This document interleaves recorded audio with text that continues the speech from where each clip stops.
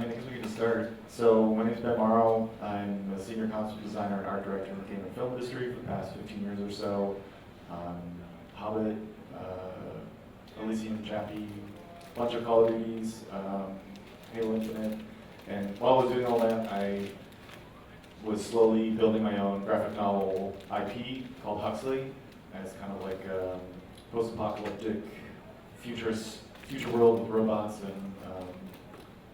yeah, just slowly chipping away at my own thing while I worked on other people's stuff. And a year before I got the graphic novel out in the world, I adapted my own work into a cinematic trailer with a small team led by my friend Sava Zakovic, who's an amazing director and CG artist. And I'll show you how that came together first, and talk about how we made it.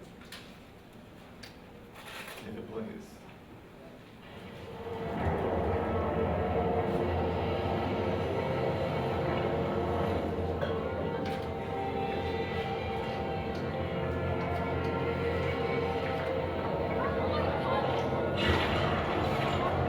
What do you think it is? It's glorious.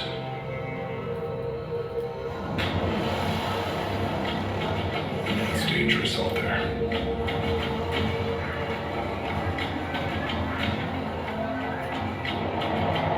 The city provides protection and some sort of order to this chaos.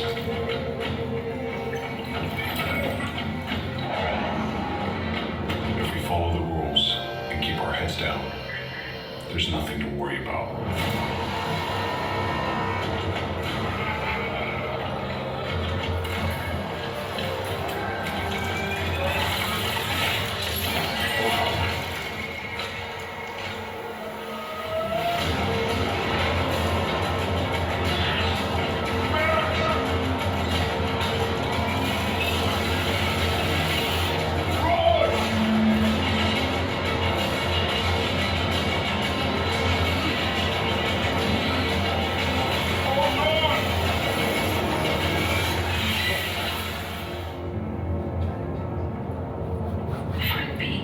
When you wake up, Huxley.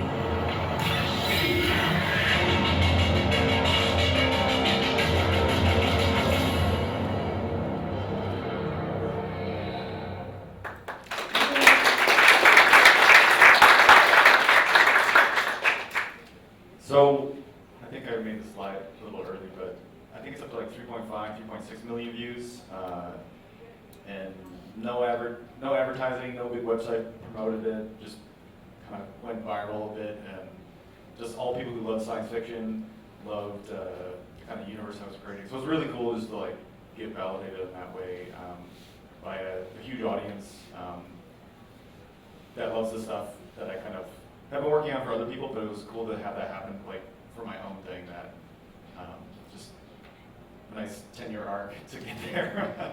But it was a really small team. I think it was like 6 or 7 core people that made this, adapting the comic that I made myself. But it's a 6-issue, like what is Huxley? It's a 6-issue graphic novel series created over nearly a decade, telling the first story of an original new sci-fi universe. These two characters stumble upon a forgotten treasure map in the form of an ancient sentient robot. They find themselves amidst the mystery of the galactic scale. And kind of hand illustrated everything. A lot of this was done all pencil traditionally on paper and illustrated in Photoshop. A lot of the early seeds of this were as far back as when I was in school and art center, like back in 2008, so like 16, 17 years ago. I didn't know what it was going to be, but the style was there. I just love this kind of like old school, like Mobius French graphic novel style mixed with like Juan Jimenez, Meta Barons, and it's just kind of a melting pot of all the things I loved. And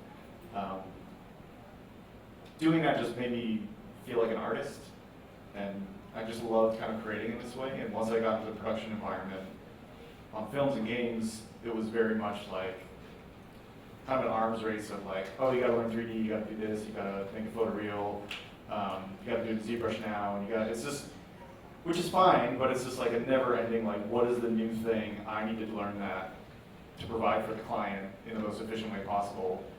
And I kind of felt empty and a little dead inside doing that. And for me, this was kind of a way to get back to doing something for myself that made me feel like an artist and slowly building kind of my own castle for myself instead of always for other people. And so a few years later, I kind of designed this character, and it just felt like something was there. Like when you finish something and it just feels like complete, and you're like, something there, I need to do something with this. And it was like the first drawing, you just did it, kind of nailed it. You do that sometimes for your clients where you're just like, dang, that's so good. I kind of don't want to send it. That's like perfect. Or just, there's something there, like a complete, fully formed character.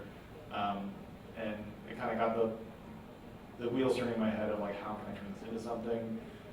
What is the world for this? What is this character? What kind of story would there be? In the early days I was broke, living in my parents' basement, drawing pages for this, trying to save as much money as possible, and just trying to like make it happen. At the time, I had just left Weta, and I wanted to kind of see the world and travel. And so a lot of the early days were just like living in hostels, doing sketches in airports, scanning it on a teeny little scanner I had. And eventually I needed to settle down a bit more and have a studio space. I think the lower left one was when I first moved to Seattle and just had like a corner in this teeny apartment and just like grinding out stuff for my day job and then coming home every night and just working all night on pages. But everything was done traditionally with pencil, meticulously getting in there, just really designing every shape by hand was really important to me. And I don't know, it was just really fun. It just made me feel connected to all these artists I loved growing up and doing it in a similar way that they did to tell stories and create designs. And then just illustrating in Photoshop from all those detailed pencils. And from all that, I'll show you the very first previs that Sava did. Basically just taking my comic panels and adapting it to the trailer. And it's basically one-to-one what we ended up doing. He just sent me this. Initially I was like, oh man, I kind of want to direct it. And I was starting to mock something up. And then he sent me this. I'm just like, I deleted mine. Like, you're the director. That is awesome. I'm just going to shut up. And this was the first thing he sent me, basically.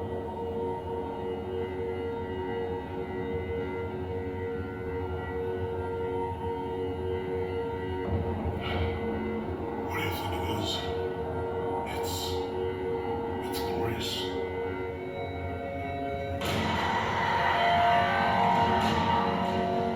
It's dangerous out there.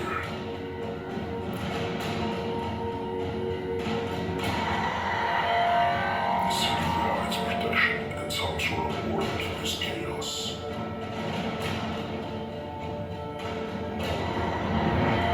If we follow the rules and keep our head down, there's nothing to worry about.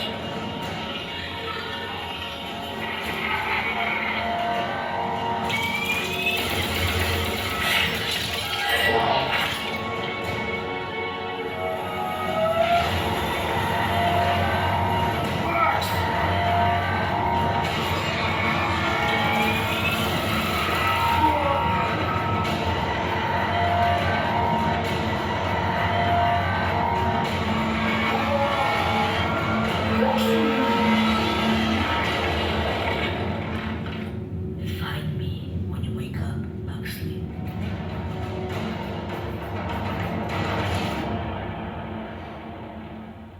So he sent me that, and I was just like, let's do it, man. And we basically went from there to meticulously like go through every character, working back and forth with Antonio, who was the main character artist. And I ended up, what was good is because I had gone through so many films and stuff to that point, and I could, hey, send me the ZBrush model, and I just went in there and like sculpted a lot of the proportions to get like, I need this proportion, and you guys detail it. Other times they were able to hit things pretty well. It was just cool to see like, I designed all this stuff really handmade, and we were able to translate all that style into the final characters. And it took a bit of work to finesse all that stuff, but it was really fun but long process to get all that. And a lot of it just from working live action. I know the drawing is quite simple just because I needed to do like 600 paintings or whatever in a comic, but I know how I wanted it to be adapted, so it was cool to be able to work with Antonio and those guys to detail it out and be very specific about what I wanted. I'd send like really crappy, rough, like kind of this like weird pipes and stuff, because I didn't really draw that in the comic, and yeah, it's just a really fun process adapting all that stuff. And things that sometimes didn't work, like I think in the trailer, like a human head can't really fit in there, so we kind of like chopped his head off a little bit. So sometimes it's kind of like a little nonsense. But like Iron Man and stuff, like his ears don't really fit in there. They're just kind of fake it CG. But it was really fun just to do the thing that I've been doing for other people, but for myself. A lot of stuff I would just hack together. Quick guns, because I didn't really design the gun, but maybe something like this, because they were busy on the characters and we just needed the rifle a bit more designed. So a bunch of quick blender stuff. A lot of stuff just going back and forth with notes, like I really want specific part lines and things, or how these things connected. I really wanted a lot of asymmetric feeling in the designs, and a lot of the stuff they would send me initially was very like symmetrical and weird. And so I go into ZBrush and like really show like I want antennas coming out of the mouth here, and very organic cuts and part lines on the sides.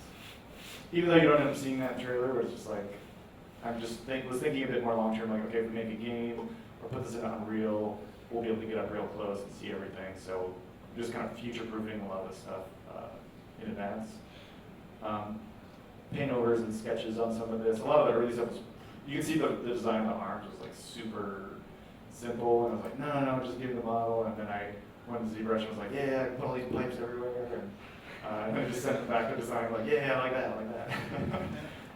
But it was really cool to have that where like, because I worked on jobs where a director or your boss or someone is just like, yeah, I don't know what I want. You're like, can you give me something? And they're just like, yeah, I'll know when I see it. And you're like, okay. And then the whole team just works for like a month and like, yeah, keep going. I don't like any of these. And you're like, can you just give me something? They're like, yeah, I don't know. And you're like, oh boy. But it was good to be able to like be on the opposite side and be able to give people exactly what I needed. And if I can't communicate it, I can just do it and send it to them. And then building out the spacecraft, the Onyx, was really awesome. Just seeing them go to town in the Substance Painter, and a lot of it, I think this was the early block out I did and sent to them, and just giving more specific notes of just like, I want the engines to be like the spider jet, I want the chairs to be like this, and designing how the flight controls would all work and stuff was super fun. And just seeing how the shots were super faithfully adapted. I didn't even have to do anything on this one style. I just like took the panel from my comic, blocked it out in 3ds Max, and then just like started going to town. I'm just like, that's so cool. It was just really satisfying to see that. Same thing here, just like taking some of those early shots and like adjusting it a bit to make it work in the space and the shot we needed. But just really kind of faithfully adapting these panels was just one of the most coolest, rewarding parts of just seeing how that all came together. I think this one went through a few revisions. I really wanted the desert in there, and we kept kind of removing a lot of stuff. But it was really cool to see kind of just a lot of back and forth with some really great, talented people, where some of the final characters went after all that work, and some shots of how they ended up in the final. We had Stephen Corman do a lot of the map paintings.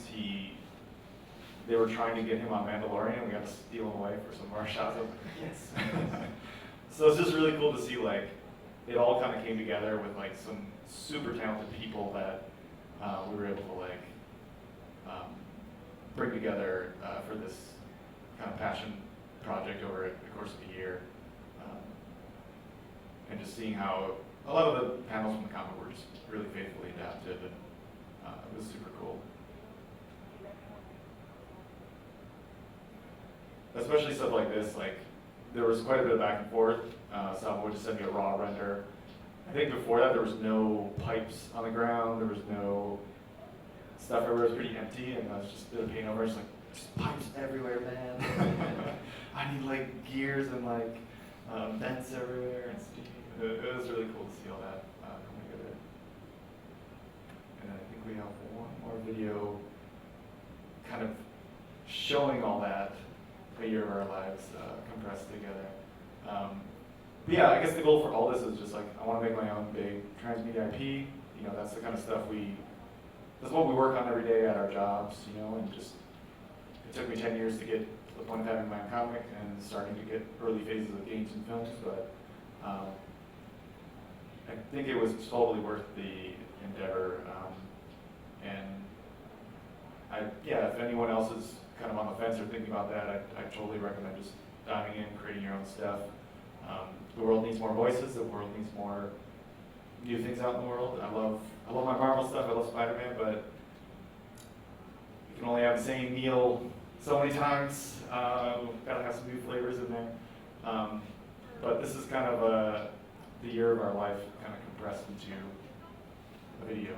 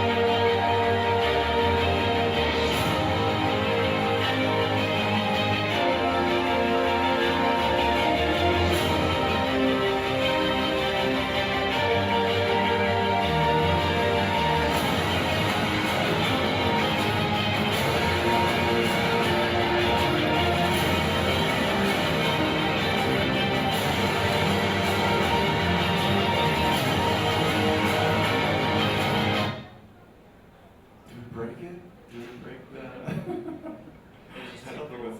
Yeah. Oh no, we broke it.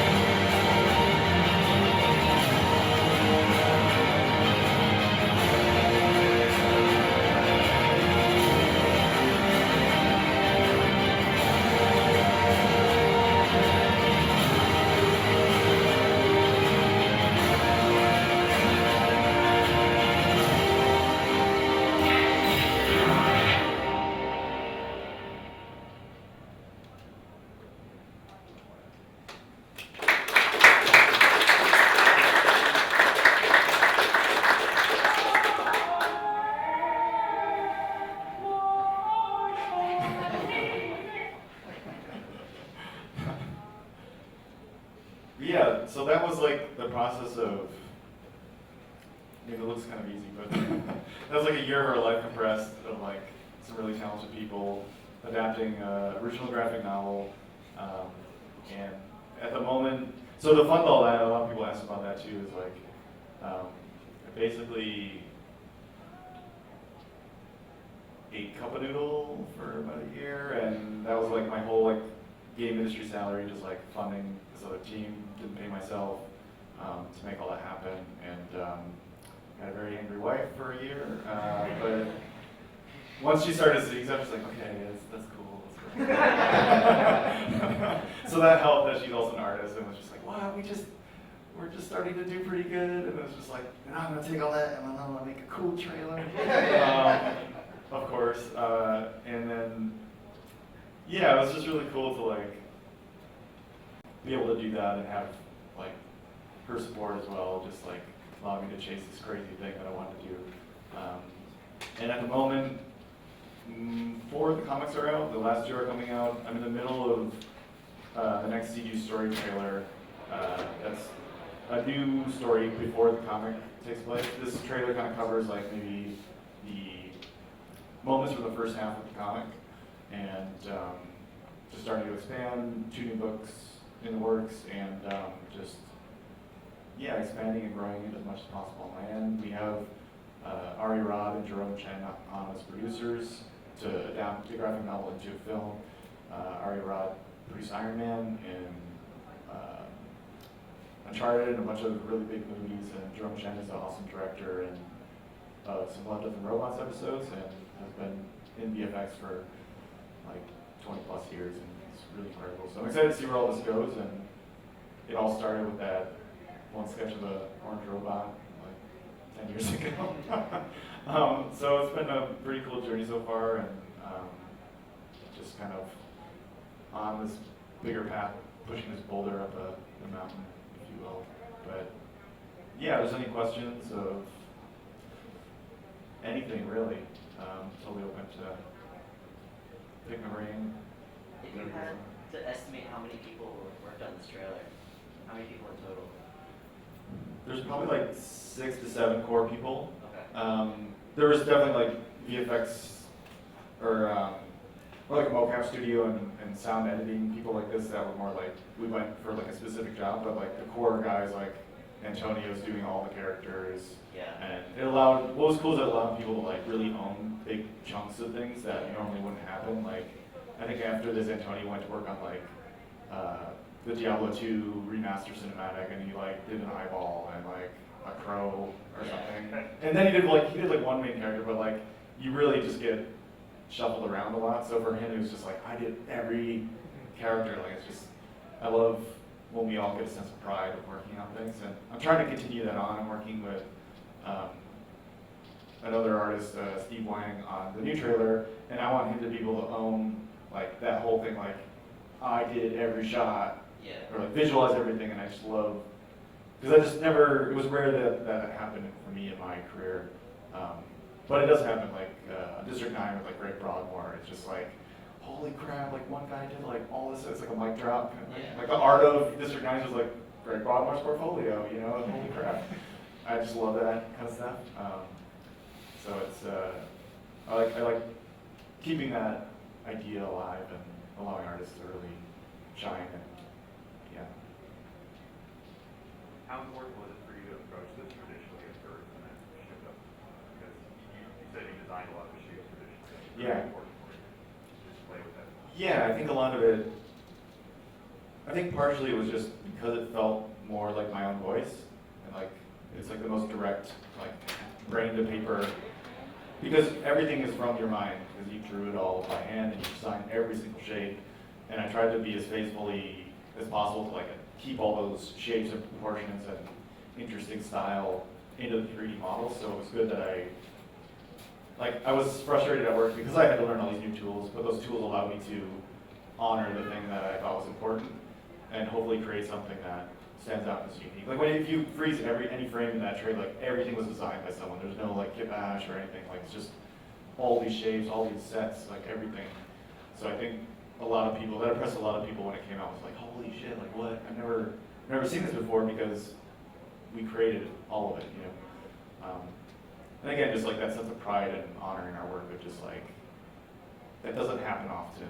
And I want to keep doing that even though it takes longer, it's time consuming, but it's rare that we watch something and be like, I've never seen that before, like, holy crap.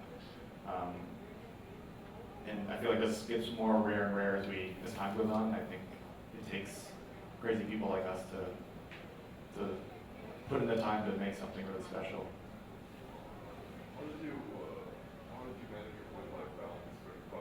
Are you more in the camp of like a fast sprint to get into I had to balance both, almost like a bit of a yin-yang, like chaos and order kind of balance of, I tried to take big chunks of time off to,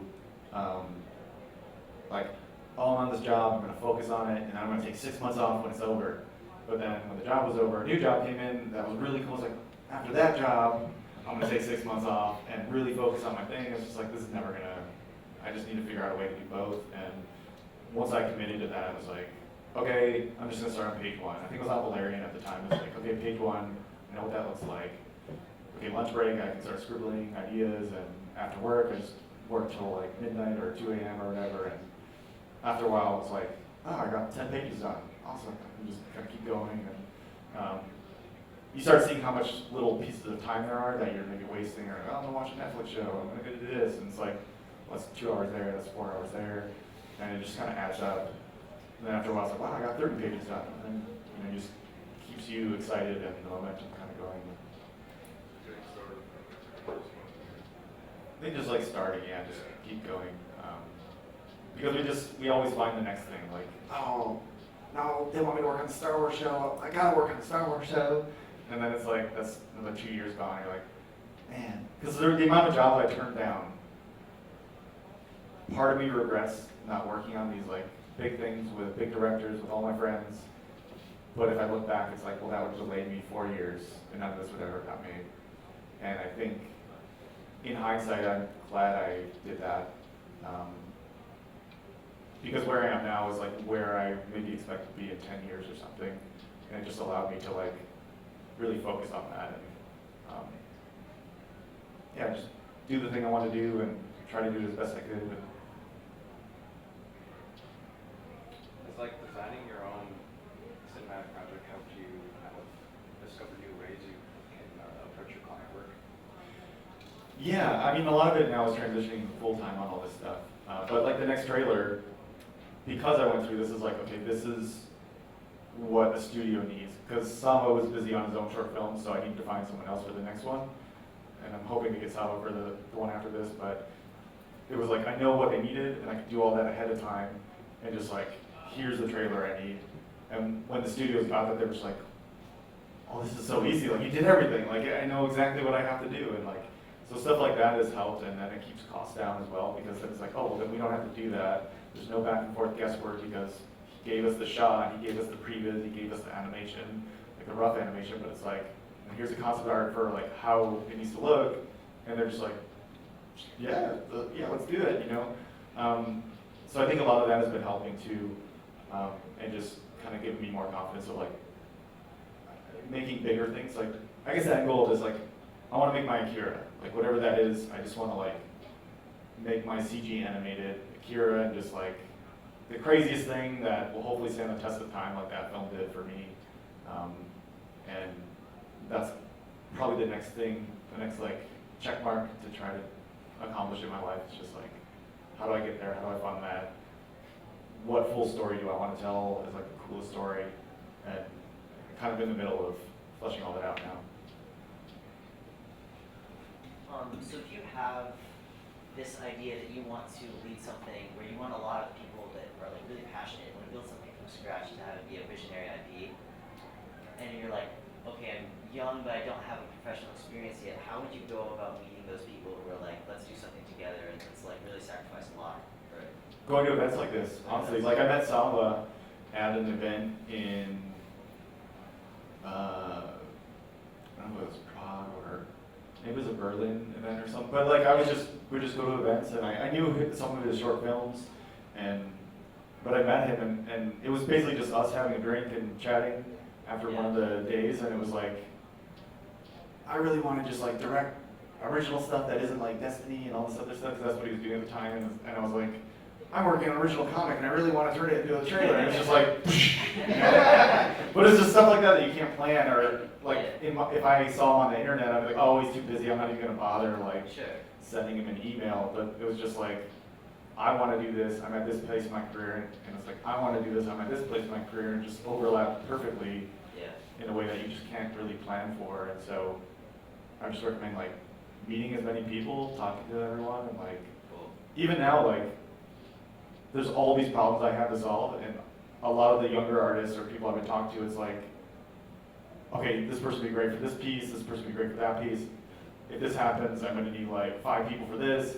And it's like, I'm keeping all these tabs of like, I'll need all these people to do a bunch of great stuff that's coming up next. And so, I don't know, I think there's just a great melting pot of things that happen at events like this that you can't really plan for. Yeah.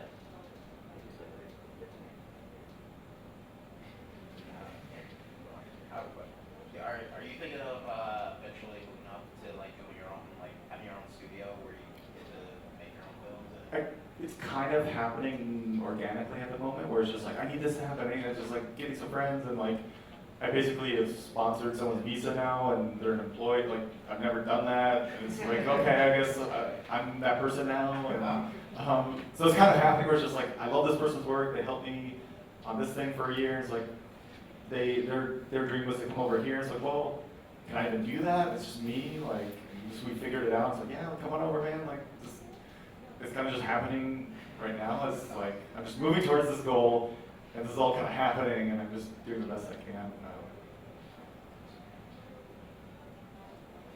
Figure it out as we go along. Yeah.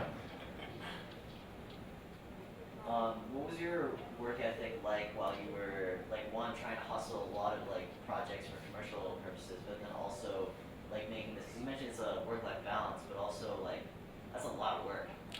Yeah. Yeah. Cup noodles. It's super unhealthy. It's very unhealthy. Yeah, for a lot of years. And then the last 12 months of like releasing the comic, and also like all this gray hair. Yeah. Was just basically the last 12 months of just like stress and. I don't know. I hope there's a better way to do it, but for me it was just like, I'm kind of a workaholic, and a lot of it was just, I think on the comic though, it helped to, I remember reading an interview with James Cameron, and like, because he's probably been the most stressed out about doing these giant things his whole career, and he said something that really resonated. It was like, if I think about everything, I'm just gonna like, get stressed out and I can't solve any problems. It's like, you're just crippled by anxiety, and he said it helped to like think of it like mowing lawn.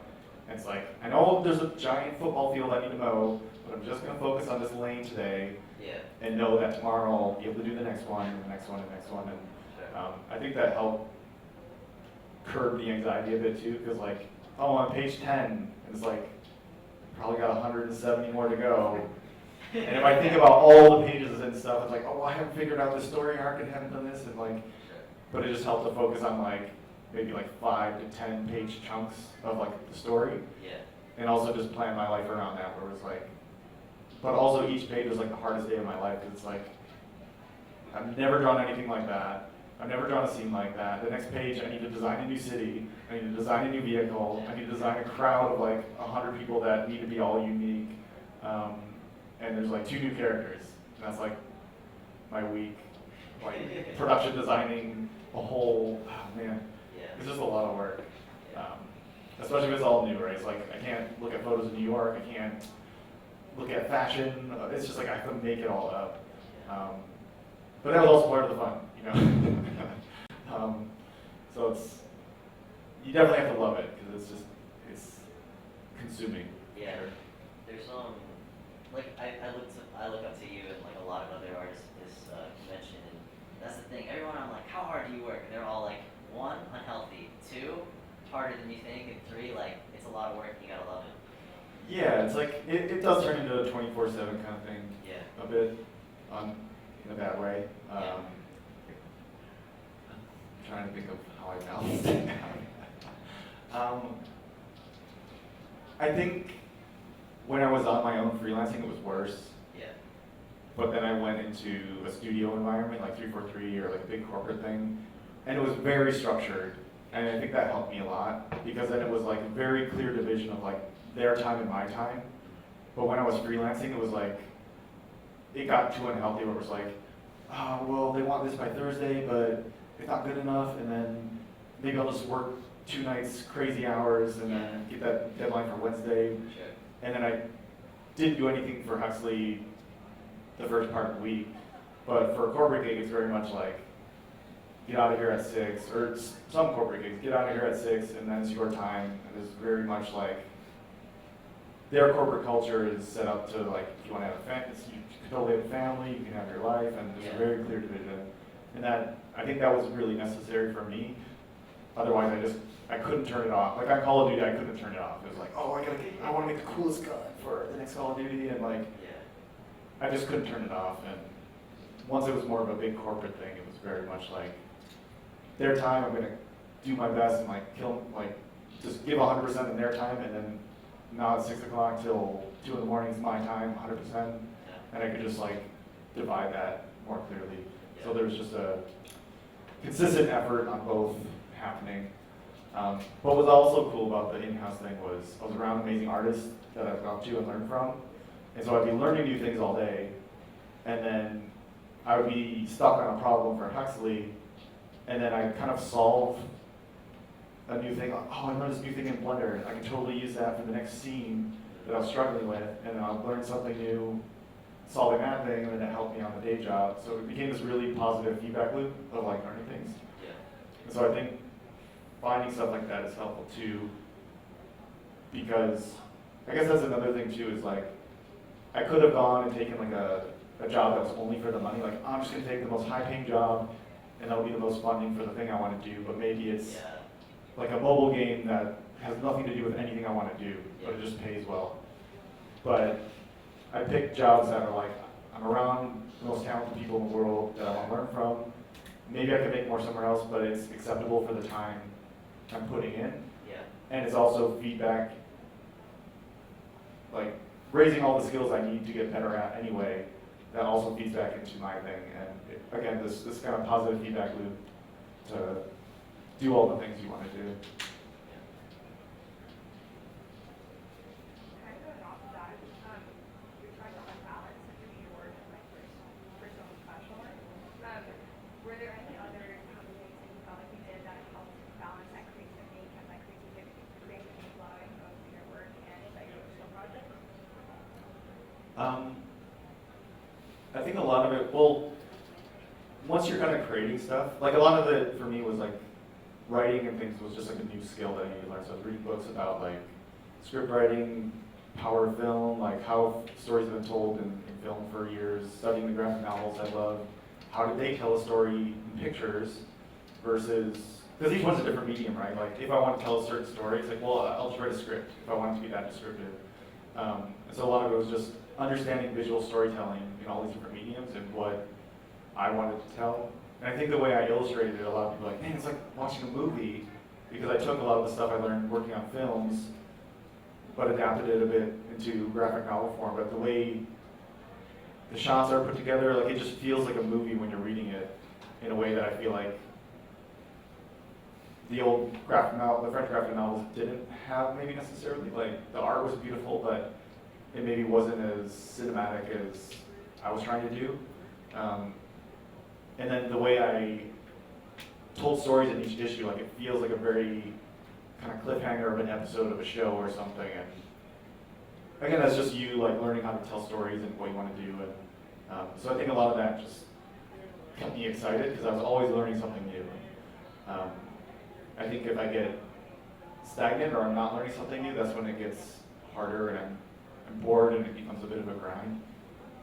But keeping that something new coming in was always kept the lights on, kept me going 100%. I think also like always watching and consuming things helps too. So it'd be like, at the time Game of Thrones was happening, right? And just all these new ways of storytelling, like long form, all these characters, and the ending, you know, whatever. But like, for a while, it's like that was one of the most impressive feats of multi-character storytelling and how all those lives interacted with each other. That I learned so much of just like, wow, like how do you solve that?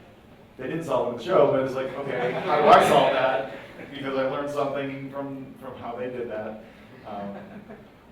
But you just start consuming like, oh man, the new Star Wars comes out. How do they solve this? I'm like, oh, I don't know about that, but like, you just learn from everything, right? It's like, well, why did that work? Why didn't it work? Well, instead of, like, it's easy for us to just like get mad and like yell at stuff all day, like complain. But it's like taking that energy and making an example of like what we think is a better solution instead of using that energy just to like be mad about something. I think that's a much more responsible way to use our energy as artists, because we do come from a place where we can create these amazing things. And I think it's kind of our responsibility and duty to put those new things out in the world that we think, you know, that didn't work or why didn't I like that? But I think this is a much better way to do it and tells a cool story, and that's something unique I can offer to the world. It might take a while, but I feel like that's a really awesome use of our time and creative energy. So, not how long have you had the vision of Huxley itself, but how long have you had the vision that you would be creating something visionary like this? I think it was always just like, I want to make my own thing. I don't know, I think after working on other people's stuff, Yeah. maybe it was the early days on working in film, but I just remember, I don't know if this was the reason, but like, I remember early days working on film, and there was just someone who had been there for like a long time, like he was kind of at the end of his career, and one day he was just like, sorry I might swear, but like he was just like, fuck it, I quit, I hate, like, Yeah. like he designed all this like amazing stuff in all these movies, and it was just like one day he's like, fuck it, I'm done. Yeah. And he walked out, and I was like my first week on the job or something, and it was like, okay, but I was just thinking like, okay, if I stay here, Yeah. and I work on all this amazing stuff like he did, and don't do anything else outside of that, that's probably going to be the end result of my experience working in this industry. And it's like, okay, well, I need to do something different to have a different result, right? And so for me, it was like, I want to have this experience. I want to use it as a way to learn as much as possible, learn how to tell a story. Like for me, working at Elysium was a huge, like, education, because it was like working on something from the very start all the way through to completion.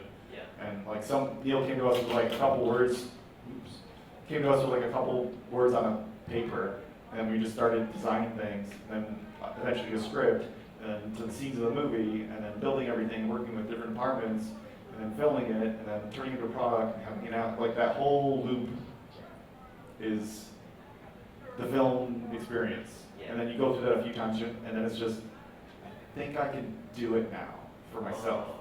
So for me, it's like, it's not like, oh, I just want to work on stuff. That's going to be so cool. It's like, it's always data to learn how to do it myself. It's like, okay, I can do this part, but I'm still not good at this part. I'm gonna learn how to do that part on this movie. And then once it got to a point where it was just like, yeah, I could probably do it for myself in a comic form, but not a movie with thousands of people or whatever. So for me, it was all just like data to learn how to do it myself and just get better and better and better kind of thing. Which doesn't happen overnight. It just, that was like 15 years of learning and getting better and starting on my thing and then getting better at the same time. And, Sounds reasonable. It's all about necessity. So, like the necessity is the greatest thing. yeah, it's like, if you made it, it's like, that's where I want to, but there's nothing wrong with like, I have friends who worked at ILM their whole life and love it. They worked on all this amazing stuff. I don't think there's anything wrong with that. But for me, it was just more like, this is my education to do it for myself kind of thing. What was your writing process like? Did you have like your entire story mapped out before you like started drawing from it, or was it something that you just took on day to day? I had the bigger beats and arcs, but I didn't know exactly how they would happen. It's like, okay, these characters meet, they go here, they form their plan, they go to this other character who has something they need, and then they have to go here, this other character that's been chasing them attacks them. Like, I had these kind of moments, but I didn't know what it looked like, I didn't know what the villain would be, I didn't know where they would go, but it's like, here are the basic beats. And then once I got there, I would do exactly how that happened, and really solve that problem. Again, just to kind of like silo all these problems, it's just too much work to do that all at once. So But like- that helped me. So like when you were drawing pages, you were like swapping between writing and drawing, writing and drawing. A lot of it early on was just visual storytelling. Like I knew, it's almost like the storyboard or like visual like color script almost. Like I want 2 red characters and an orange character. Like I just was thinking visually like, and I remember a lot of stories of like, you could watch Star Wars with no audio and it would still work, right? Here's this all black character that looks like a skeleton with all these white characters, and then he's grabbing this like colorful like rebel character and like getting in for, like it all works visually. And so I was thinking a lot of it in that way as well. Like I could have any dialogue, but it would still work visually early on. So a lot of it was early like that. When you are doing this, are you thinking of like an audience at all, or a target audience, or are you just mainly like, this is for me, this is my thing? Most early on for this, it was mainly like a little selfish. Is like, I just think this is so damn cool.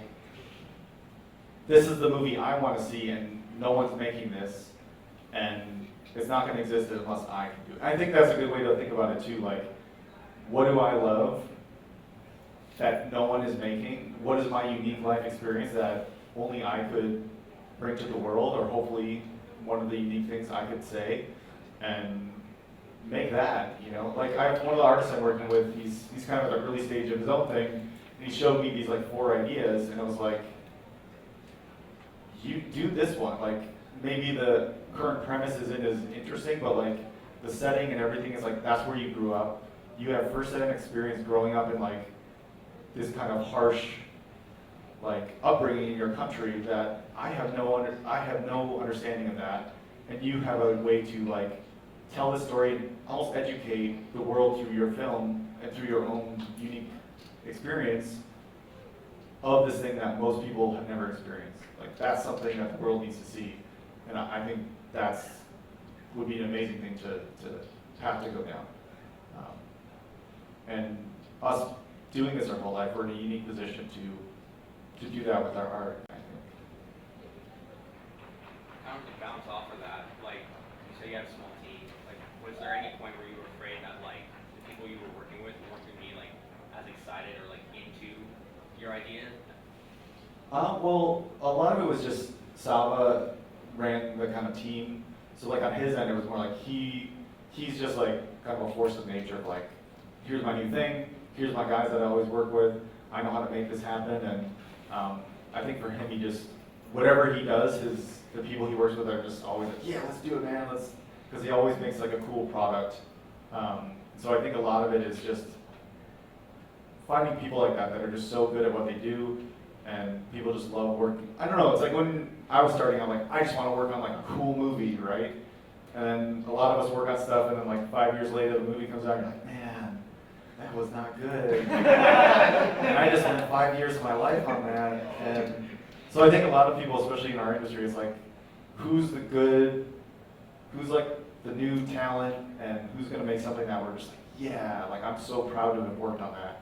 Because it really doesn't happen as often as we would like. And I think most of us have worked on stuff where it's just like, I did not think that was gonna turn out like that. But maybe I won't, because like there's so many things where you're like, all the cards are like aligned. Like this is definitely gonna be a hit, and then it comes out and you're like, man, that was like 7 years of my life or something.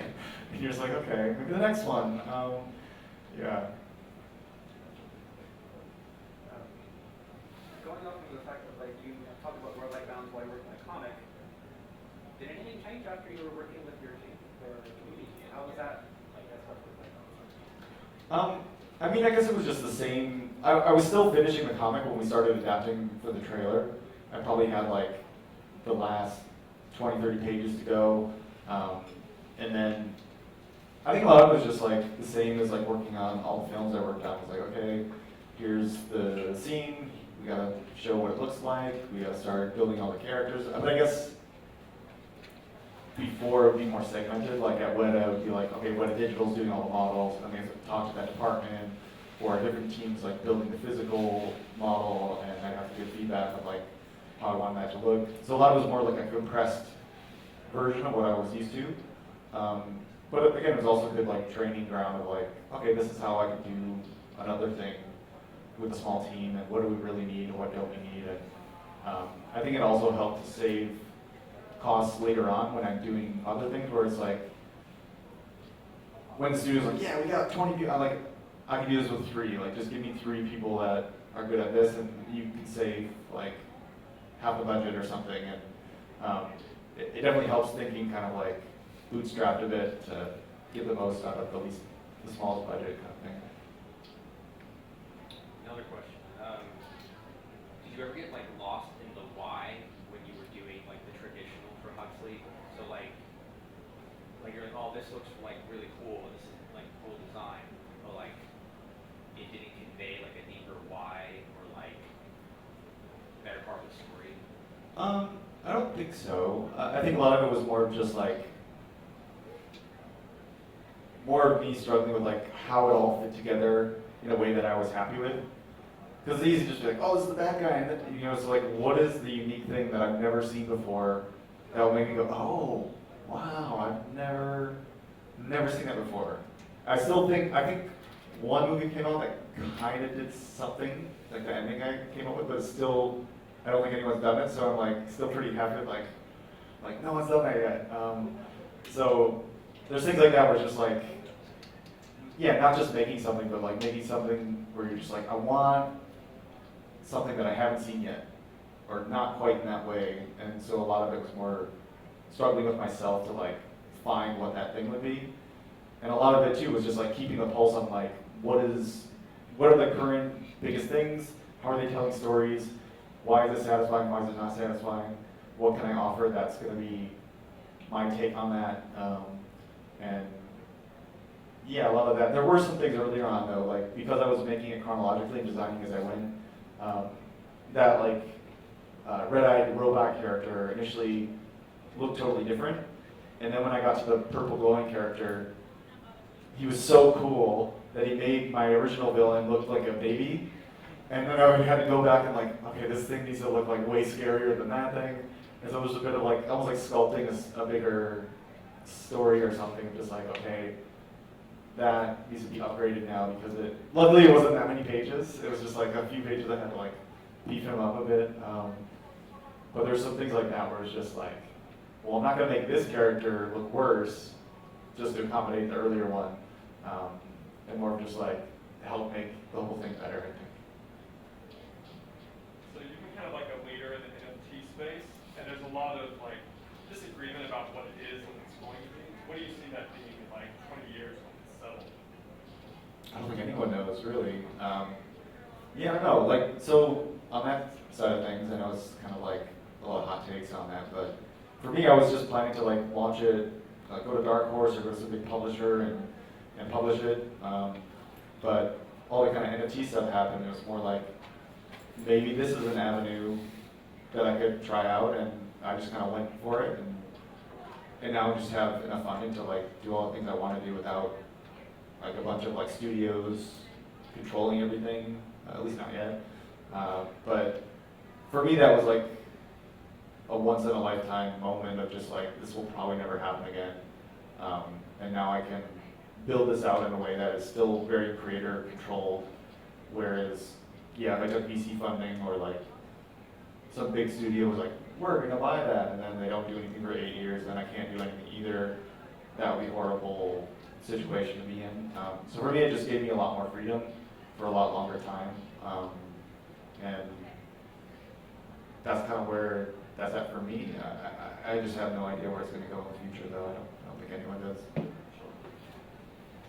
As working on the trailer for this, has that, like, having so many different artists like kind of work with you on this, has that affected the way, like, the story or the narrative or the direction you want to take the comic in any way, or is it still kind of like it's still kind of going? Well, because the comic is definitely more like colorful and vibrant, and Saba is very like muted and like realistic. So initially, like I felt he went too realistic or moody, but then when it came together, I'm like, that's pretty cool though. Like this is like a certain like R-rated tone, which I like. The new trailer's a little more colorful, but I like keeping that realistic feeling that we had. So I like having that distinction, like. The comic is its own experience, and then the film and that content can be its own experience, so it's not like the same flavor. It's like a variant of the flavor, I guess, but not like. So I don't mind having like, I like seeing like how it can, the seed can grow into a tree with many different branches or whatever. And it's just kind of, to me, I'm okay with that though. Like the comic for me was like, I want to do everything myself. And check that box off, and now everything after this is like, there's going to be some collaboration and alterations, and that's okay with me. Which I think is cool. It's like, even I don't know what it's going to be, which I like a bit,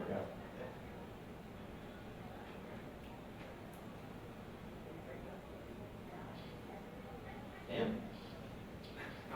Oh, well, I think we might be at time, but like, thanks so much for coming, guys, and maybe by next.